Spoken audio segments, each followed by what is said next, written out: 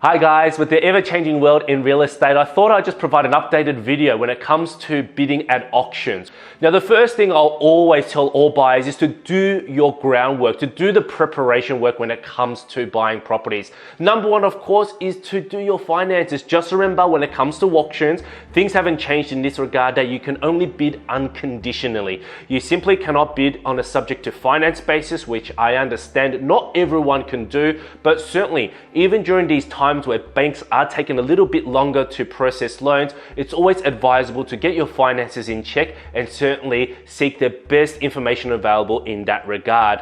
When it comes to buying any property, but especially at auction and you're bidding, of course, on an unconditional basis, you want to research recent sales. And what I mean by that is this: the market is always changing. So what you've got to do when you're looking for properties and you find one that you do like, to make sure that you've got the right information, that you find the right sales surrounding the property and that are of comparable nature to the one that you're looking for, whether it be by attributes, size, location, and the like. This will give you a good understanding, of course, of what the market is currently doing. My best advice is to search within the last 3 months, because anything that is 6 months to 12 months and beyond old information may not be relevant for the current market. One of the things that you always got to do is to watch other auctions. You want to make sure that you're viewing other auctions before you bid at an auction, just so you get an understanding. Auctions these days can be conducted not just on site where you're in front of the auctioneer and the auction's in front of you, but certainly it can be done online. The best auctions should have both capacities available. So if you are doing some research, it's very easy to be able to just view it online, go to any of the,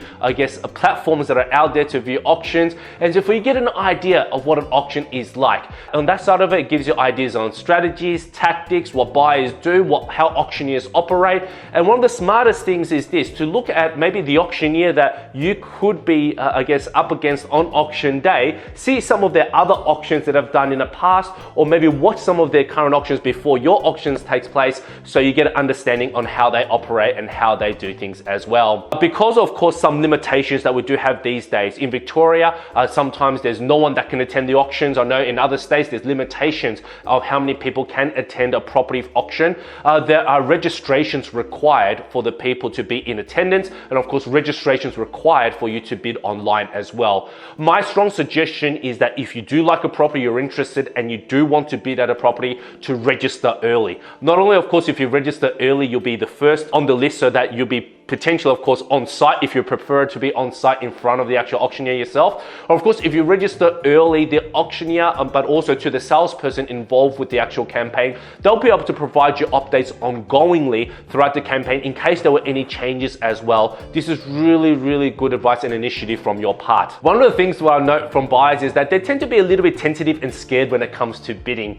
Of course, everyone can be a little bit nervy when it comes to taking action at an auction. Often the most used strategy is people wait and watch what happens before actually making the move themselves. As an auctioneer, I tend to see that this is not always the best move. I'd rather a bidder be comfortable with their bidding. Now, you've done all your homework beforehand. You know the type of price ranges and the type of, you can say, brackets that you're willing to go up to for a certain property. Now, if you've got that in place already, don't hesitate that if you're bidding lower and up to that amount. The reason for that is this: if other people are hesitating and you're hesitating, no one's in the best position. What we want is you to be in the best position to buy the property. Now, for you to be in that position, you need to be the highest bidder. Now, if you put the first bid and you're always the highest bidder, just remember, you're putting pressure on the actual other buyers. In fact, you're forcing them to make a decision. So you're actually putting yourself at ease, probably feeling less nervy, knowing that you're in more control during the auction itself. Now, the two of the most common things that buyers want to hear or buyers want to see during the auction is this. Number one is to hear the words "on the market." Number two is the fact that they do want the first right to negotiate when it comes to post-auction negotiating in the event that it wasn't sold in the moment. But what I want you to understand is this: as owners and auctioneers analyzing the auction, the owners, they will only be prepared to put the property on the market if they see open competition.